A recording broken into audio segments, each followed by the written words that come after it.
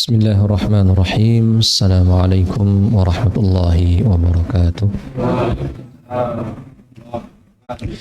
Alhamdulillah wassalatu wassalamu ala Rasulillah wa ala alihi wa sahbihi wa man walah, amma ba'du. Ma'asyiral muslimin wal muslimat, jamaah salat Isya sekaligus salat tarawih dan witir rahimani wa rahimakumullah. Di antara tujuan utama diadakannya bulan Ramadan, dijadikannya syariat Ramadan adalah untuk menggapai level ketakwaan. Di mana Allah Ta'ala berfirman, ya ayyuhalladzina amanu kutiba alaikumusiyam kama kutiba alal ladzina min qablikum la'allakum tattaqun. Wahai orang-orang yang beriman, telah diwajibkan kepada kalian berpuasa di bulan Ramadan sebagaimana diwajibkannya puasa terhadap atau bagi orang-orang sebelum kalian. Apa tujuannya? La'allakum tattaqun, supaya kalian menjadi orang-orang yang bertakwa. Kalau kita ditanya siapa manusia yang paling bertakwa, jawabannya Rasulullah, Nabi kita Muhammad sallallahu alaihi wasallam. Kalau ditanya lagi, siapa manusia yang ketakwaannya mendekati level ketakwaan Rasul? Para sahabat radhiyallahu anhum ajma'in. Berarti kalau kita ingin mengukur diri, bercermin apakah kita sudah benar-benar bertakwa atau belum, di antara cara yang paling tepat adalah kita bercermin dan berkaca dari ketakwaannya para sahabat.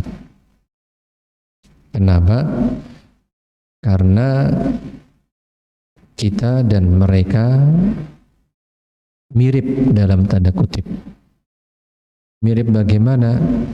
Mirip sama-sama manusia yang bukan nabi, tidak maksum,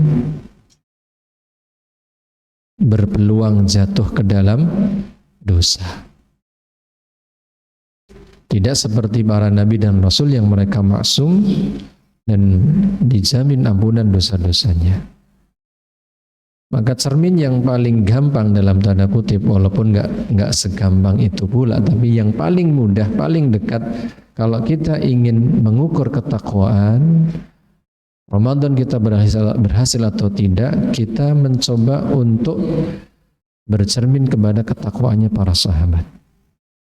Maka dari itulah Allah Subhanahu wa Ta'ala banyak sekali menyebutkan ayat-ayat di dalam Al-Quran yang berkaitan dengan ketakwaan para sahabat.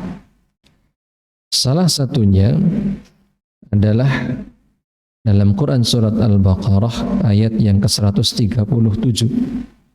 Allah Ta'ala berfirman, فَإِنْ آمَنُوا بِمِثْلِ مَا آمَنْتُمْ بِهِ فَقَدِ اهْتَدَوْا وَإِنْ تَوَلَّوْا فَإِنَّمَا هُمْ فِي الشِّقَاقِ فَسَيَكْفِيكَهُمُ اللَّهُ وَهُوَ السَّمِيعُ الْعَلِيمُ.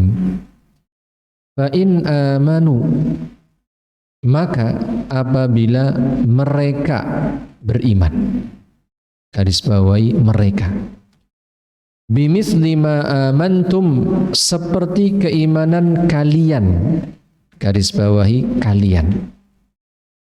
Ya, ada mereka, ada kalian. Kemudian apa? Allah Ta'ala melanjutkan firman-Nya, bimisli ma amantum bihi faqadih tadau, maka mereka, ada mereka lagi. Ya, maka mereka benar-benar orang yang telah mendapatkan hidayah. Mereka, kalian, mereka. Siapa mereka, kalian, dan mereka ini? Mereka yang pertama dan mereka yang kedua ini satu. Siapa yang dimaksud secara khusus adalah orang-orang ahlul kitab. Sebagaimana disebutkan sebagian ulama tafsir, ya, seperti Imam Ibnu Katsir dan Imam Al-Qurtubi, mereka di sini ada ahlul kitab. Secara khusus, secara umum siapapun yang mengklaim dirinya beriman, yang mengaku dirinya mukmin, maka apa kata Allah? Fa in amanu bimithli ma amantum. Kalau mereka beriman seperti keimanan kalian, siapa kalian di sini? Para sahabat. Ya, radhiyallahu anhum ajma'in. Kalau mereka, siapapun orangnya yang mengaku beriman, memiliki keimanan model keimanan kalian, wahai para sahabat, radhiyallahu anhum, maka Allah mengatakan faqadih tadau. Sesungguhnya yang demikian itu orang-orang yang benar-benar dapat petunjuk. Kalau keimanannya modelnya seperti keimanan para sahabat. Kemudian Allah melanjutkan firman-Nya, wa in tawallau, tapi kalau ternyata mereka, muncul lagi mereka. Kembali kepada yang pertama dan kedua, yaitu ahlul kitab secara khusus dan secara umum siapapun yang mengaku beriman. Tapi kalau mereka tawallau, mereka berpaling, tidak mau mengikuti model keimanan sahabat, maka Allah berfirman, fa innamahum fi syiqaq. Sejatinya mereka itu di posisi syiqaq. Syiqaq itu sekurang-kurangnya dua makna. Syiqaq yang pertama maknanya janib, yang kedua maknanya adalah mukhalafah. Syiqaq bermakna janib, artinya di sisi, di posisi tempat sisi yang lain. Orang yang tidak mau mengikuti keimanannya seperti keimanannya para sahabat, maka dia di tempat yang lain. Kalau keimanannya para sahabat dijamin dapat hidayah, kalau yang tidak mengikuti keimanannya para sahabat di tempat yang lain, berarti dapat apa? Dapat kesesatan, walaupun mengklaim beriman. Ya. Karena fi syiqaq, di tempat yang lain, di posisi yang lain. Syiqaq makna yang kedua adalah mukhalafah, menyelisihi, memusuhi. Fa innamahum fi syiqaq, sejatinya mereka memusuhimu, memusuhi Nabi Muhammad SAW. Jadi kalau ada orang mengklaim beriman, kita mengaku mukmin, tapi kemudian kita tidak mengikuti keimanan seperti imannya para sahabat, maka dikhawatirkan kita berada di posisi yang lain atau bahkan naudzubillah menjadi musuhnya Rasul sallallahu alaihi wasallam. Ya. Maka ayat ini memberikan pelajaran besar kepada kita supaya apa? Supaya kita selalu mengecek setiap amalan, ibadah, ketaatan yang hendak kita kerjakan, coba lihat para sahabat mengamalkan atau tidak. Kalau ada ayat-ayat Al-Quran, hadis-hadis Nabi SAW ya, menyatakan demikian-demikian, coba pemahamannya sesuai tidak dengan pemahaman para sahabat. Karena kalau tidak bahaya. Orang kalau memahami Al-Quran dengan gaya pemahamannya sendiri bisa berbahaya. Apa bahayanya? Muncul kelompok-kelompok radikal yang melakukan tindak teror. Itu kenapa? Pemahaman yang diambil dari Al-Quran landasnya pemahaman pribadi, bukan begitu pemahaman para sahabat. Termasuk orang-orang yang hulu, yang berlebihan dalam beragama sampai mengagung-agungkan orang-orang salih, melebihi kedudukan mereka sehingga dijadikan sarana untuk bertawassul. Itu juga karena memahami agama ini tidak seperti pemahamannya sahabat. Ya. Sehingga kalau kita ingin mengukur kita itu bertakwa atau tidak, ya sudah sekian puluh kali kita berpuasa Ramadan, sudah bertakwa atau belum.